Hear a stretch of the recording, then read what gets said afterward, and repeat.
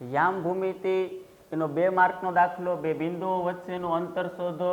હવે જો બે બિંદુઓ રેખા, પેલું બિંદુ એ અને બીજું બિંદુ બી, તો AB² અંતર સૂત્ર આપણી પાસે થાય x1 - x2 નો વર્ગ પ્લસ y1 - y2 નો વર્ગ.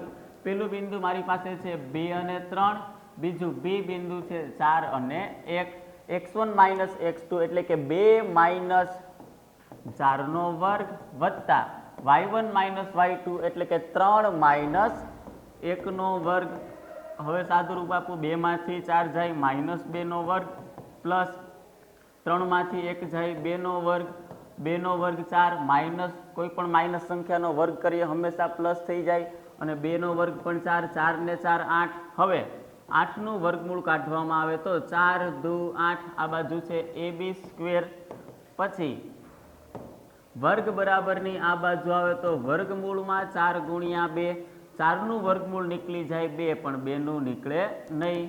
અંતર સૂત્ર મુજબ આપણને અંતર મળી ગયું 2√2, 2 વર્ગમૂળમાં 2. જોઈ લો આખો દાખલો તમે એક વખત અને સ્ક્રીનશોટ લઈ લ્યો.